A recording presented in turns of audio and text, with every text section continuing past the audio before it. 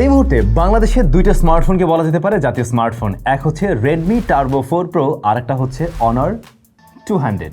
এই দুটো ডিভাইস বাংলাদেশ মার্কেটে প্রচুর চলছে, বাট রাইট নাও আমি হাতে ধরে আছি Redmi Turbo 4 Pro successor Redmi Turbo 5 and 5 Max। ম্যাক্সের সাইজও একটু বড় এবং ম্যাক্সের কালারটাও কিন্তু বেশ ইউনিক, বেশ বোল্ড, অনেকটা iPhone 17 Pro Max এর মতোই লাগছে। হ্যাঁ, ওইটার থেকে এইটা আরেকটু ডিপ আর কি, এই যা। বাট স্মার্টফোনগুলো হাতে ধরে বেশ সলিড টাইপের একটা ফিল পাবেন আপনারা। এই ডিভাইসের একটা ছোট্ট শর্টস মানে আনবক্সিং আমি দিয়েছিলাম কয়েকদিন আগে, বাট আজকে আপনারা ওভারভিউ পেতে যাচ্ছেন এর। এই ফোনগুলো বাংলাদেশ মার্কেটে সবার আগে নিয়ে আসছিল SMS গ্যাজেটস, তাদের কাছে আপনারা অ্যাভেলেবল পেয়ে যাবেন। ওদের সাথে একটু যোগাযোগ রাখতে পারেন। এখন তো ঢাকার বাইরেও অনেক জেলাতে ওদের শপ রয়েছে, তাছাড়া ঢাকার ভিতর Jamuna future park and Bashundhara সিটিতেও শপ রয়েছে। বাট আমি বলবো ওদের ওয়েবসাইট থেকে একটু কারেন্ট প্রাইসটা দেখবেন, কারণ এগুলো মার্কেটে মাত্রই আসছে, এখন স্টেবল প্রাইস না।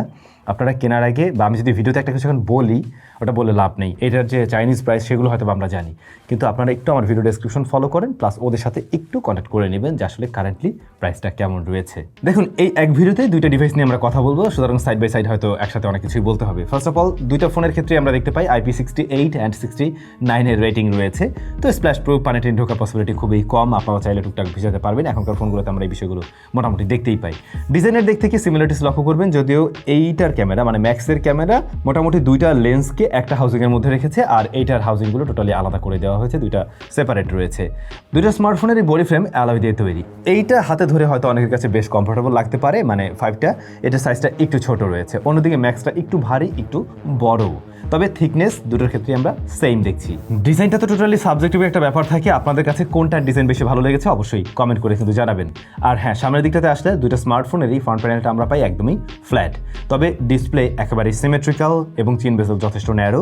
দামি ফোনগুলোর মতোই মনে হয়, হঠাৎ করে সামনে থেকে দেখতে গেলে কিন্তু মানে বেশ দামি টাইপের একটা ফিল আসে, বা ফ্ল্যাগশিপ ফোনের মতো একটা ফিল আসে। আমরা টার্বো 5 ম্যাক্সের ডিসপ্লেটার সাইজ পেয়েছি 6.83 ইঞ্চ, তো বুঝতেই পারছেন এটা বেশ লম্বাটা একটা ডিভাইস। এদিকে টার্বো 5 এর ডিসপ্লে সাইজ 6.59 ইঞ্চ। দুটোর ক্ষেত্রে আমরা অ্যামোলেড প্যানেল দেখছি, 120 হার্টজ হাই রিফ্রেশ রেট রয়েছে, এবং দুইটা স্মার্টফোনেই 3500 নিটস পর্যন্ত পিক ব্রাইটনেস দিতে পারে। নাম্বার গেমের কথা যদি বলি তাহলে এইটা অনেকটা কম মনে হতে পারে, কারণ এখন তো আমরা 6000 নিটসও পিক ব্রাইটনেস দেখতে পাই অ্যাভেলেবল। তো সেই জায়গাটা কম মনে হলো, ইনডোর আউটডোর বোথ জায়গাতেই আমরা কিন্তু একদম ব্রাইটনেস ঠিকঠাক পেয়েছি, তাতে করে কোনো সমস্যা আমাদের পড়তে হয়নি। 3840 hertz high PWM dimming support করছে ডিসপ্লেতে, HDR10+ এর সাপোর্ট রয়েছে, এবং ওয়াইড ভাইন L1 এর সাপোর্ট অবশ্যই রয়েছে। আর এই ডিসপ্লেগুলো খুবই স্মুথ, খুবই কালারফুল, একেবারে একুরেট কালার এগুলোকে বলা যাবে না, তবে টুইকটেড কালার, একটু ভাইব্রেন্টের দিকে থাকে। মাল্টিমিডিয়া কনজাম্পশন, ভিডিও টিডিও দেখা, সে সমস্ত কাজে বেশ ভালো লাগবে। তাছাড়াও আপনারা গেমিং টাইমেও বেশ মজা পাবেন ডিসপ্লে থেকে। আর ডিসপ্লের টপ সেন্টারে 5 হোল কাট আউট রয়েছে, এটার সাইজটা অনেক বেশি বড় না, এবং মানে ভালোই লাগছে, ঠিকঠাকই আছে বলা যায়। আমাদের কাছে এই স্মার্টফোন 3-4 দিনের মতো আছে, তাতে করে আমরা এখন পর্যন্ত মানে ডিসপ্লেতে কোনো ধরনের ইস্যু আসলে ফেস করিনি, সবকিছু ঠিকঠাকই লাগছে। টাচ রেসপন্স এবং হাই রিফ্রেশ রেটের ব্যাপারটাও ঠিকই আছে বলে মনে হয়েছে।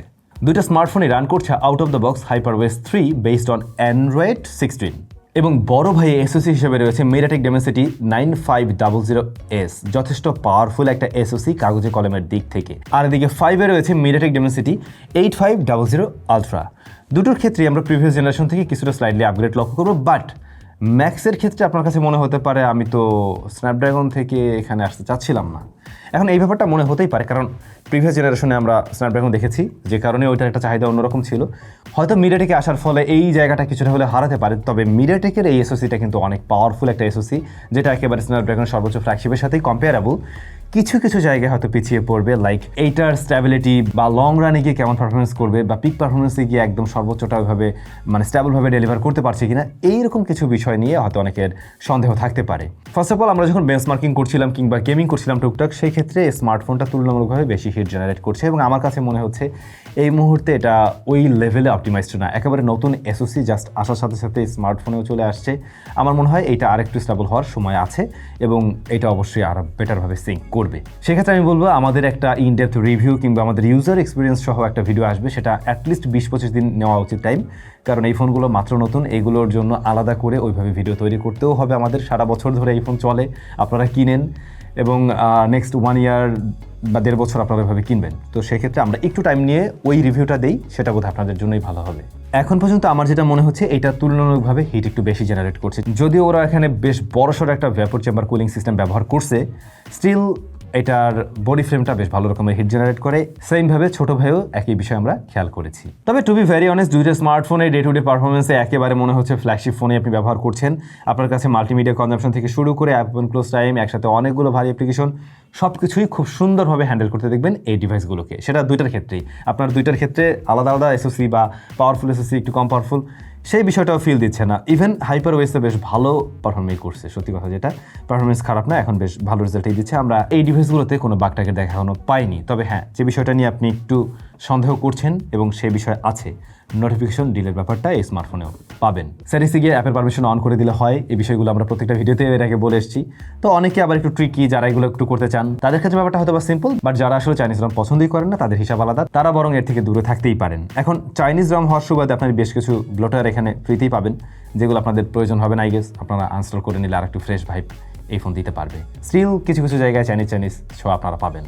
চাইনিজ ফোনগুলোতে আরও কিছু কমন ইস্যু আমরা অনেক সময় দেখি, যে ওটিপি আসে না, কিংবা আপনি ম্যাপিংয়ের ক্ষেত্রে ঝামেলায় পড়তে পারেন। ইনিশিয়ালি আমরা টুকটাক আসলে আশেপাশে ম্যাপ ইউজ করে দেখেছি, তাতে করে কোনো প্রবলেম ফেস করিনি। কিন্তু আমরা আরেকটু বড় জায়গায় একটু মুভমেন্ট করে সব কিছু ওইভাবে চেক করতে চাই। সেক্ষেত্রে প্রবলেম হলে আমরা অবশ্যই আমাদের ওই যে বললাম ইন ডেপথে যে ভিডিওটা আসবে তখন জানাতে পারবো। তখন আবার দুইটা স্মার্টফোনের ভিডিও আলাদা হয়ে যাবে, মানে এই যে ফার্স্ট ইমপ্রেশন দুইটা একসাথে পাচ্ছেন, বাট দুইটার তখন আমরা আলাদা আলাদা রিভিউ দিব। এবং কোনটা রিভিউতে কোন বিষয়গুলো আপনারা বেশি প্রায়োরিটি দিয়ে জানতে চান অবশ্যই কমেন্ট করতে পারেন।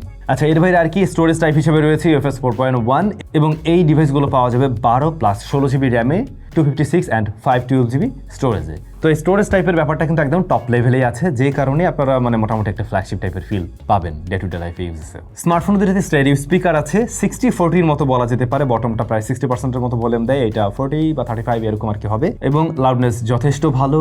আমরা এইটার থেকে না একটু সাউন্ডের ডেপথটা একটু বেশি পাচ্ছি, হয়তো বা ও ভিতরে একটু জায়গা বেশি পাচ্ছে। এইটার ক্ষেত্রে ডেপথ একটু কম মনে হচ্ছে, তবে ক্লিন সাউন্ড দেয় দুটাই।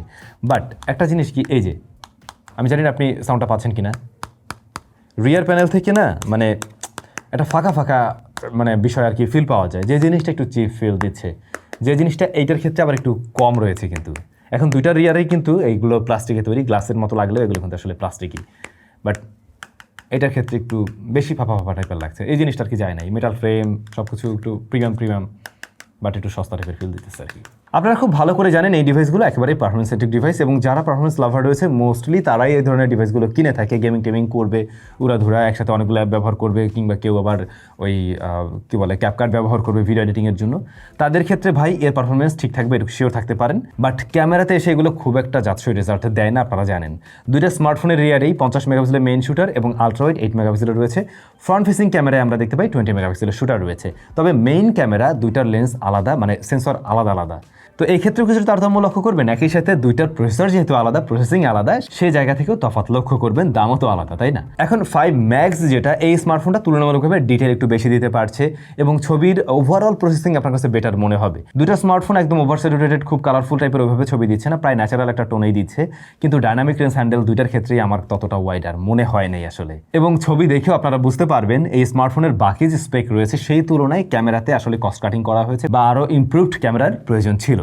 ডেলাইট কন্ডিশনে ম্যাক্সিমাম টাইমে আপনারা ইউজেবল ছবি পেলেও লো লাইটে কিন্তু বেশ ভালো রকমের স্ট্রাগল করে, এবং নয়েজ গ্রেনের দেখাও পাওয়া যায়। তাছাড়া এগুলো কাট করতে গিয়ে আবার অনেক সময় বেশ কিছুটা সফটও করে ফেলে। এছাড়া আলট্রাওয়াইড শুটার আমার কাছে একেবারে বেসিক মনে হয়েছে, অ্যারাউন্ড 30K প্রাইস পয়েন্টের স্মার্টফোনের মতোই মনে হয়েছে। এইটাতে ইমপ্রুভমেন্টের তো সুযোগ ছিল, আইদার টেলিফটো থাকলে তো আরও বেশি জোস হইতে পারতো। ফ্রন্ট ফেসিং ক্যামেরা আপনাদের কাছে কেমন লাগলো কমেন্ট করে জানাবেন, কোনটার বেশি ভালো লাগছে সেটাও কমেন্ট করে জানাবেন। দুইটা স্মার্টফোনের রিয়ার ক্যামেরা ভিডিও শুট করতে পারে 4K 60 FPS এ, ওয়াইএস EIS কাজ করে, স্ট্যাবিলিটি ভালো। তবে ভিডিওর ক্ষেত্রে এর চাইতে বেটার স্মার্টফোন আপনারা এক্সিস্ট করতে দেখবেন মোটামুটি অ্যারাউন্ড 40K বা 40K প্লাস প্রাইস পয়েন্টে। যাই হোক, এই স্মার্টফোনগুলো দিয়ে আমরা একটু আউটডোরেও বিভিন্ন জায়গায় গিয়ে ছবি তোলার ভাবে ট্রাই করবো, এমনকি একটু ট্যুরে যাওয়ার প্ল্যান আছে, তো আমরা ওরকম জায়গায় নেওয়ার ট্রাই করবো। সেক্ষেত্রে আরও বেটারভাবে বোঝা যাবে এই স্মার্টফোনগুলোর ক্যামেরার আসলে কী অবস্থা, মানে অ্যাটলিস্ট চলনসই রেজাল্ট হলেও তো চলে। আর ততদিনে দেখবেন যে ওরা আবার কিছু আপডেট দিয়ে কিছু বিষয় ফিক্স করে ফেলবে, এটাও শিওর। তবে ভাই একটা কথা আছে, এর আগে স্মার্টফোন আসতে অনেক উড়াধুরা দাম থাকতো, এরপর দাম কমতো, বাট এখনকার সিনারিও যে কী হবে বোঝা মুশকিল। মানে এই সেম কোম্পানি এই সেম ফোনটা এখন যে দামে লঞ্চ করছে, পরবর্তী শিপমেন্টে গিয়ে দাম না জানি বাড়াই দেয়, তো সেক্ষেত্রে আবার বাংলাদেশেও দাম বাড়বে তখন। ওরকম কিছু না হলেই হলো আর কি। ফিঙ্গারপ্রিন্ট স্ক্যানার বড়টার ক্ষেত্রে আমরা আল্ট্রাসনিক দেখতে পাই, ছোটটার ক্ষেত্রে রেগুলার অপটিক্যাল রয়েছে। তবে দুইটাই যথেষ্ট ফাস্ট অ্যান্ড অ্যাকুরেট, এটা তুলনামূলকভাবে বেশ ফাস্ট। এইটার ক্ষেত্রে আপনাদের কাছে একটু প্রিমিয়াম ফিল দেবে, এমনকি এইটার হ্যাপটিক ফিডব্যাকটা তুলনামূলকভাবে বেটার মনে হয়, এবং এইটা মোটামুটি ফ্ল্যাগশিপ লেভেলের কাছাকাছি একটা ফিল দেয়। এটার ক্ষেত্রে একটু মানে একটু দুর্বল মনে হয় আর কি তুলনামূলকভাবে। বড় ব্যাটারি পেয়ে যাবেন আপনারা ম্যাক্সে, যেখানে 9000 mAh এর ব্যাটারি রয়েছে এবং 100 ওয়াটের চার্জিং সিস্টেম, 27 ওয়াট এটা রিভার্স চার্জিং টেকনোলজি সাপোর্ট করে। সো বুঝতেই পারছেন আপনি অন্য ফোনকে খুব সহজে এটা দিয়ে চার্জ করতে পারবেন হাই স্পিডে। আর এটাতে রয়েছে 7560 mAh অ্যান্ড 100 ওয়াটের চার্জিং সিস্টেম এখানেও থাকছে। হ্যাঁ, এটা অবশ্যই দ্রুত চার্জ হয়, তুলনামূলকভাবে বেশি দ্রুত চার্জ হয়। বাট দুটো স্মার্টফোনের থিকনেস সেম, কিন্তু লম্বায় তো এটা শর্ট। এখন ব্যাটারি ব্যাকআপ যথেষ্ট ভালো, প্রায় 1.5 দিনের কাছাকাছি ব্যবহার করা যায় দুটো স্মার্টফোনে অলমোস্ট। তবে হেভি ইউজার যারা রয়েছেন তারা একদিন সুন্দরভাবে চালাতে পারবেন, এরপরে কিছুটা থাকবে আর কি। এখন এই ব্যাটারি নিয়ে আমার মনে হয় না চিন্তা করার কোনো কারণ আছে। এখন বড় বড় ব্যাটারি আমরা দেখতে শুরু করছি এবং ব্যাকআপও মোটামুটি স্ট্যান্ডার্ড প্লাস প্লাস থাকে আর কি। সো সেই জায়গা নিয়ে আমার মনে হয় না সন্দেহ করার কোনো কারণ আছে। এখন সন্দেহ করার একটাই কারণ, সেটা হচ্ছে চাইনিজ ভ্যারিয়েন্টের ফোন, একটু নোটিফিকেশনের ব্যাপার নিয়ে অনেকে প্যারা খায় বা ইউআইয়ের সাথে অতটা ইউজ টু না। আর একটা বিষয় হচ্ছে ক্যামেরাটা একদম ওই লেভেলের না, আমি এখন পর্যন্ত যা দেখছি তাতে আমার এটাই মনে হচ্ছে। এখন চাইলে আপনি একটু ওয়েট করতে পারেন আমাদের ফুল রিভিউর জন্য, আর যদি খুব বেশি প্রয়োজন হয় আপনি চাইলে তো নিয়ে নিতেই পারেন। এই আর কি। কোন ফোনটা আপনার কাছে বেশি ভালো লাগছে কমেন্ট করে জানাবেন।